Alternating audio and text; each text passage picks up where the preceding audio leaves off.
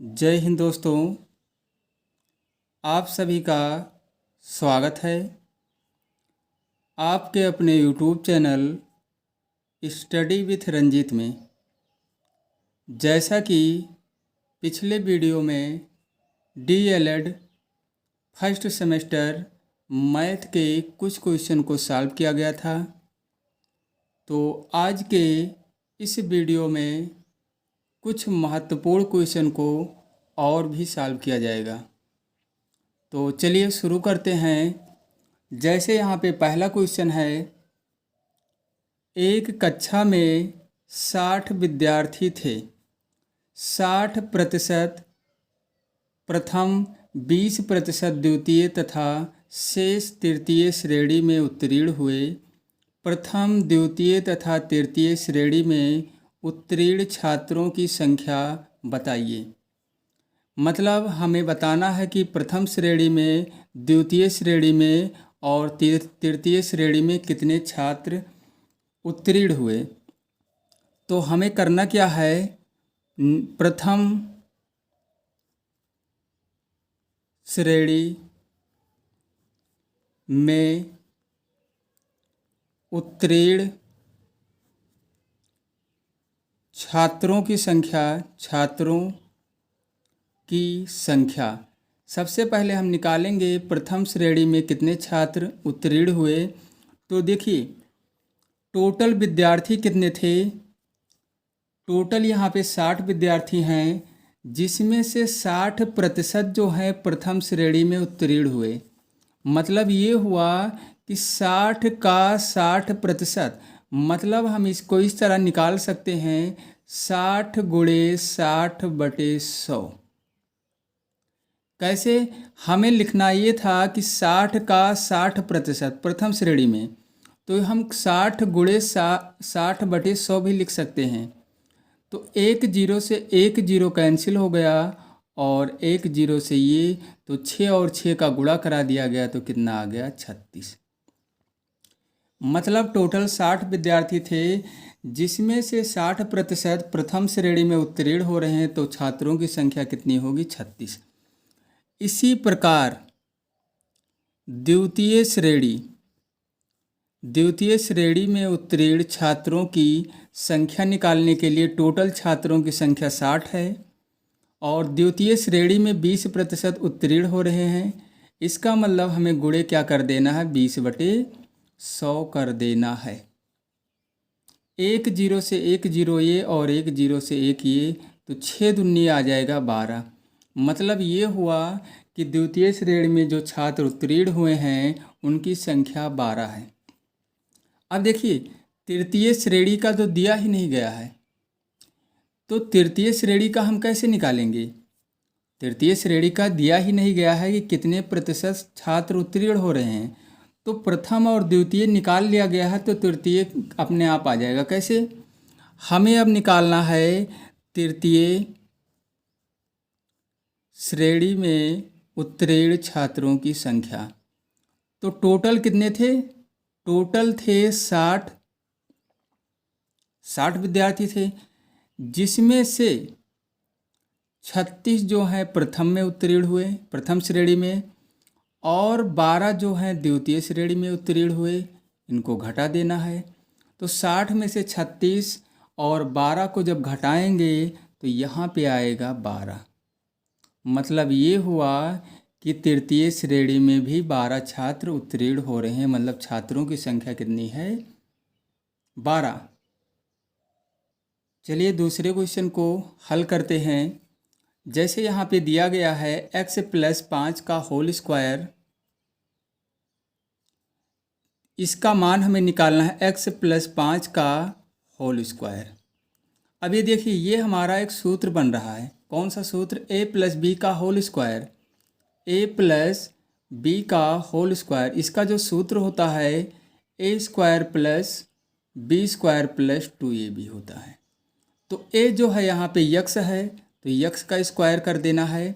b जो है 5 है, तो 5 का स्क्वायर कर देना है, और उसके बाद 2ab, मतलब 2 × x और गुणे में 5 लिखना है। बस इसी को हल कर लेना है। एक्स स्क्वायर है यहाँ पे कितना, एक्स स्क्वायर। अब देखिए पाँच, पाँच का स्क्वायर मतलब ये 25 आ जाएगा यहाँ पे, और 5 दूनी 10 मतलब 10 एक्स हो जाएगा। तो ये इसका मान आ गया है। इसको हम ऐसे भी लिख सकते हैं, एक्स स्क्वायर प्लस में 10 एक्स और प्लस में 25। तो हमारा आंसर कितना आ गया, यही। इसमें सूत्र याद होना चाहिए, तभी ऐसे क्वेश्चन को हल कर पाएंगे। चलिए तीसरे क्वेश्चन को हल करते हैं। यहाँ पे दिया गया है 3x-5 बराबर में x+3। अब देखिए इसको हल करना है। चर राशि को इधर ले आएंगे, मतलब 3x इधर है, इसको भी इधर ले आओ तो ये -x हो जाएगा। यहाँ पे बचा 3, इस 5 को जब इधर लेकर जाएंगे तो ये प्लस में हो जाएगा 5, इसका चिन्ह जो है बदल जाएगा। अब 3x में से 1x माइनस किया गया तो कितना आ गया, 2x। यहाँ पे 8 आ गया। तो हम इसको ऐसे भी तो लिख सकते हैं x बराबर, या इसको यहीं से कैंसिल भी कर सकते हैं, और अगर नहीं कैंसिल कर रहे हैं तो इस तरह लिख के कैंसिल करेंगे। x बराबर 8/2, 2 एक कम 2 चौके 8, मतलब x का मान यहाँ पे 4 आ गया। चौथे क्वेश्चन को देखिए। जो चौथा क्वेश्चन है हमारा, इसमें कहा गया है 750 रुपये के 4% का मान ज्ञात कीजिए। क्या ज्ञात करना है, 750, इसका मतलब ये हुआ कि 750 का 4%, यही तो ज्ञात करना है। तो इसको हम ऐसे लिख सकते हैं, 750 गुणे 4/100। 1 0 से 1 0 कैंसिल हो गया, 5 से इसको कैंसिल किया गया तो 15 आ गया, और 5 से 10 को कैंसिल किया गया तो 2 आ गया। अब देखिए 2 से इस 4 को कैंसिल कर दिया गया तो यहाँ पे 2, तो हमारा जो बचा हुआ है 5 गुणे 15 गुणे 2 ही तो बचा है। तो 15 दूना 30, यही हमारा आंसर हो जाएगा। मतलब 750 रुपये का 4% जो होगा वो 30 रुपये होगा। तो हमारा आंसर हो जाएगा 30 रुपये, ये आंसर हो जाएगा। क्या हो जाएगा, 30 रुपये। चलिए क्वेश्चन नंबर 5 को भी हल करते हैं। इसमें देखिए 3x² minus 4xy plus 12xy, और उसके बाद कहा गया है -6xz में सजातीय पद कौन कौन है। तो हमें सजातीय पद निकालना है। सजातीय पद इसमें बताना है कि ये जो पद लिखे हुए हैं सभी पद, इसमें सजातीय पद कौन कौन से हैं। तो जो सजातीय पद हैं, इसमें सजातीय पद कैसे पहचानेंगे। देखिए यहाँ पे x⁻² है, मतलब x², तो और किसी भी पद में x⁻² मतलब x² नहीं है, तो सजातीय पद इसका नहीं मिला, ये विजातीय पद हो गया। अब देखिए यहाँ पे xz है, तो और भी कहीं xz नहीं है, केवल हमारा ये देखिए इसमें भी xy है, इस पद में भी और इस पद में भी xy है, मतलब ये दोनों पद हैं सजातीय पद। तो लिखना कैसे है, देखिए हमें 4xy नहीं लिखना है, इसका चिन्ह भी लेना है साथ में। क्या लेना है, इसका जो चिन्ह लगा हुआ है माइनस, इसको भी लेना है। और कौन है सजातीय पद, 12xy। अब देखिए इसका चिन्ह नहीं लिखा गया क्योंकि ये माना जाएगा, ये प्लस में ये धनात्मक संख्या मानी जाएगी। जहाँ पे कोई चिन्ह माइनस न लगा हो, कोई भी चिन्ह न लगा हो इस तरह, तो उसको हम प्लस मानते हैं कि यहाँ पे प्लस लगा हुआ है। क्योंकि यहाँ पे इसका तो चिन्ह लिया गया -4xy, लेकिन इसका भी तो लिखना था +12xy। तो अगर हम प्लस नहीं भी लिखते हैं तब भी आंसर सही होगा, क्योंकि ये प्लस में ही धनात्मक संख्या मानी जाएगी। तो चलिए क्वेश्चन नंबर 6 को हल करते हैं। इसमें देखिए निम्नलिखित व्यंजकों में पदों की संख्या बताइए। तो पदों की संख्या इसमें बताना है। ऐसा नहीं है कि जैसे जो पहला क्वेश्चन है 5y, इसमें 2 पद हैं, 2 पद नहीं हैं, ये पूरा एक पद माना जाएगा।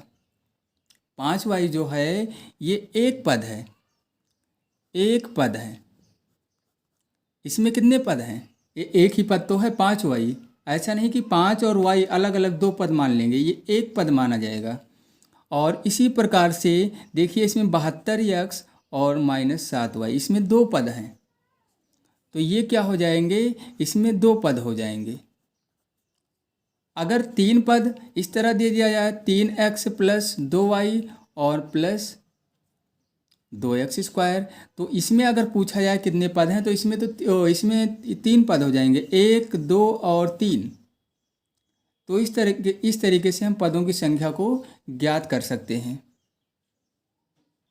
चलिए क्वेश्चन नंबर 7 को हल करते हैं। इसमें ये कहा गया है कि x - y और x + y को जोड़िए। x - y और किसे जोड़ना है, x + y को। इस तरह हम लिख के जोड़ सकते हैं। अब देखिए इसको जोड़ना है तो ब्रैकेट को हटा दो। ये जो ब्रैकेट है x - y, यहाँ बीच में क्या लगा है, प्लस, और क्या जोड़ना है, x + y। ऐसे लिख लो और इसको आसानी से हम जोड़ सकते हैं। तो जोड़ और घटाव में क्या होता है, केवल और केवल सजातीय पद को ही हम जोड़ते या घटाते हैं।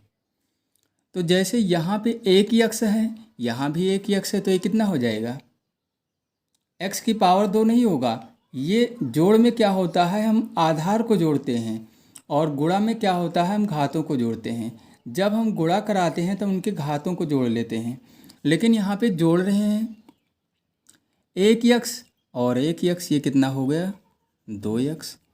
अब देखिए y में से y माइनस हो जाएगा, ये कैंसिल हो जाएगा, तो क्या बचा, केवल हमारा आंसर 2x आएगा। चलिए 8वें क्वेश्चन को हल करते हैं। जैसे यहाँ पे दिया गया है 2x - 3y + z, इसमें से माइनस करना है। देखिए में से इसको घटाना है, तो माइनस करना है किसे, x + 2y और -z। अब थोड़ा सा चेंज है, इसमें एक स्टेप ज़्यादा लिखा जाएगा। जोड़ में क्या होता है कि हम ब्रैकेट को हटा देते हैं और कुछ नहीं करते हैं, सीधा वही आंसर आ जाएगा। लेकिन घटाव में क्या होता है कि जिसमें से घटाना है उसको तो आगे वाले को हम ऐसे लिख लेंगे जैसे है ये, और जैसे ही ब्रैकेट को हटाएंगे तो यहाँ पे गुणा हो जाएगा, मतलब माइनस और प्लस का चिन्ह का। तो ये x जो है, ये इसका चिन्ह क्या माना जाएगा, प्लस ही तो माना जाएगा। तो माइनस और प्लस का गुणा माइनस होता है, तो ये हो जाएगा -x। ये भी प्लस में है, मतलब माइनस और प्लस का गुणा, ये भी -2y हो जाएगा। अब ये देखिए माइनस और माइनस का गुणा होगा चिन्ह का, माइनस और माइनस का गुणा क्या होता है, प्लस। मतलब जो चिन्ह लगेगा यहाँ पे प्लस में लगेगा, बस। अब इसमें हमें जोड़ना है, जो जुड़ेगा उसे जोड़ लेना है और जो घटेगा उसे घटा लेना है। x इसके साथ में भी और इसके साथ में, मतलब ये दोनों से आपस में क्या हैं, सजातीय पद हैं। तो 2x में से एक x ये देखिए माइनस लगा, मतलब एक x को घटाएंगे तो एक x ही तो बचेगा। अब देखिए -3y और -2y, ये माइनस पहले से ही था 3 और फिर माइनस हो गया 2, इसका मतलब माइनस हो गया 5y। अब देखिए ये z और z, एक z और एक z, ये दोनों का चिन्ह क्या है, प्लस, मतलब जुड़ जाएंगे, 2z हो जाएगा। यही हमारा आंसर हो जाएगा। यहाँ पे ध्यान रखना है कि जब ब्रैकेट को हटाएंगे तो जितने भी चिन्ह अंदर हैं वो सब बदल जाएंगे। अगर माइनस है, लेकिन जब यहाँ माइनस लगा होगा तब, अगर माइनस अगर यहाँ करना है तब जब ब्रैकेट को हटाएंगे तो इसके अंदर जितने भी पद हैं सब का चिन्ह क्या होगा, बदल जाएगा, यानी उल्टा हो जाएगा। अगर माइनस है तो प्लस और प्लस है तो माइनस हो जाएगा। बस इस बात का ध्यान रखना है। चलिए क्वेश्चन नंबर 9 को भी हल करते हैं। इसमें कहा गया है x - y में क्या जोड़ें कि योगफल 2x + y हो जाए। इसको थोड़ा सा यहाँ मान के लगाना पड़ेगा ऐसे क्वेश्चन को। तो अगर हम मान लेते हैं, माना x - y में, अब देखिए यहाँ पे हम x और y तो मान नहीं सकते हैं, यहाँ पे x और y नहीं मान सकते हैं, कोई दूसरा अक्षर लेते हैं यहाँ पे। तो यहाँ पे x और y नहीं मान सकते हैं, तो लेते हैं यहाँ पे ये मानते हैं कि x माइनस वाई में a जोड़ने पर योग फल 2x प्लस वाई होगा, ये मान लिया गया। तो इसको हम कैसे लिखेंगे, देखिए x माइनस वाई में क्या जोड़ने पर, a जोड़ने पर, अगर इसमें हम a को जोड़ते हैं तो योगफल जो आएगा हमारा आंसर आएगा 2x प्लस वाई आएगा, ऐसे लिखेंगे। अब देखिए हमें अगर देखा जाए तो हमें a का मान ही निकालना है, क्या जोड़ें, तो उसको हम मान लिए हैं a, यही तो माना गया है कि अगर हम x माइनस वाई में a को जोड़ देते हैं तो हमारा योगफल इतना हो जाएगा। इसका मतलब ये हुआ कि हमें a का मान ही निकालना है और वही हमारा आंसर होगा। अब देखिए इसको पक्षांतर कर लेते हैं, उधर ले जाते हैं, तो इधर बचा क्या, अकेला a बचा। यहाँ पे पहले से ही 2x प्लस वाई लिखा है, इसको जब इधर लेकर आए तो ये प्लस में है, इसका चिन्ह हो गया माइनस, और ये माइनस है, इसका चिन्ह हो गया प्लस।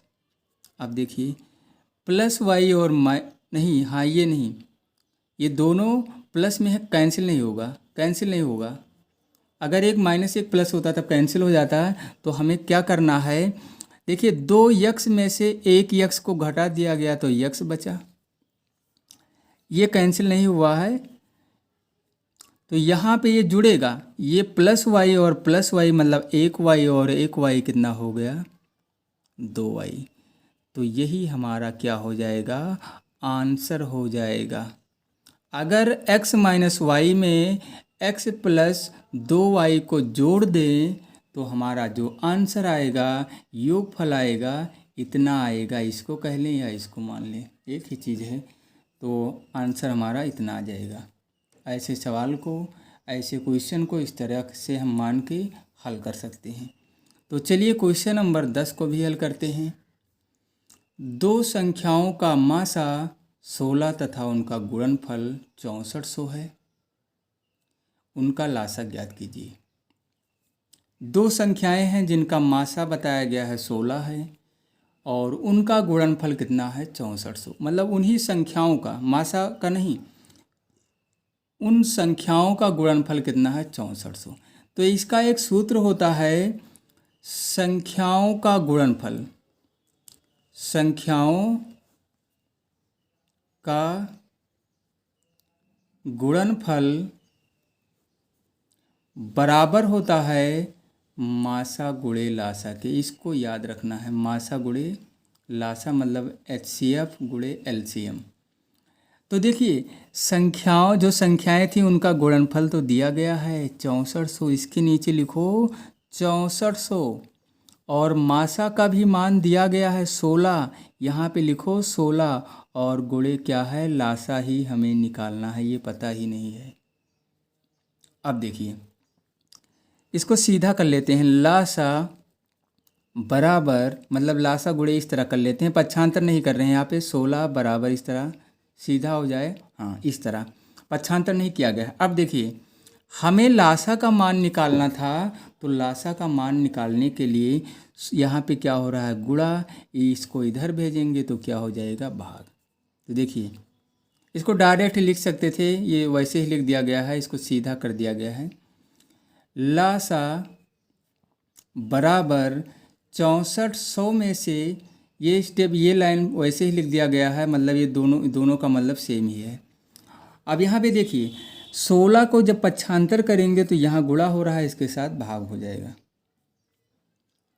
ऐसे 16 एकम 16 चौके 64, यानी कितना आ जाएगा 400, कितना आ जाएगा 400 आ जाएगा यहाँ पे।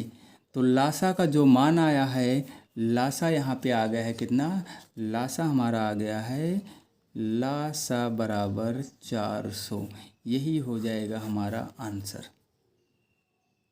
तो ऐसे क्वेश्चन को इस तरीके से हम ज्ञात कर सकते हैं, इस सूत्र को याद रखना है। इसमें क्वेश्चन ऐसा भी पूछ सकता है कि दो संख्याओं का मासा और लासा इतना है, उनमें से एक संख्या इतनी है, तो दूसरी संख्या क्या है। तो यहाँ पे संख्याओं का जो गुणनफल लिखा गया है, यहाँ पे हम लिख सकते हैं एक संख्या गुणे दूसरी संख्या। ऐसा भी लिख सकते हैं, ऐसा नहीं कि हम क्वेश्चन चेंज कर दिया जाए तो इस सवाल नहीं हल कर पाएंगे। संख्याओं का मतलब जो भी संख्याएं थी, दो संख्याएं थी, मतलब एक संख्या गुणे दूसरी संख्या, या पहली संख्या गुणे दूसरी संख्या बराबर मासा गुणे लासा, इस तरह लिख के, और जहाँ पे संख्याओं को ज्ञात करना होगा उस तरह हम ज्ञात कर सकते हैं। इसमें कई तरह के सवाल बनते हैं क्वेश्चन, जैसे यहाँ पे दिया ही गया था, एक सवाल ऐसा बन सकता है कि एक संख्या इतनी है, मतलब दो संख्याओं का मासा और लासा दे दिया जाए कि इतना है, और एक संख्या दे दी जाए, दूसरी संख्या निकालने के लिए क्या करना होगा। दूसरी संख्या निकालने के लिए चलिए यहाँ पे सीधा हम सूत्र लिख देते हैं। अगर हमें दूसरी संख्या निकालना है, दूसरी संख्या, तो उसके लिए करना क्या है, मासा और गुणे क्या कर देना है, लासा, और बटे में सीधा लिख देना है पहली संख्या। इस तरीके से हम क्या कर सकते हैं, डायरेक्ट ही हल कर सकते हैं, ये सब लिखने की ज़रूरत नहीं है। तो यहाँ पे जो हमारा आंसर आया है, लासा कितना आ गया है, 400। तो आज के इस वीडियो में बस इतना ही, और फिर मिलते हैं अगले वीडियो में कुछ और भी महत्वपूर्ण क्वेश्चन को लेकर।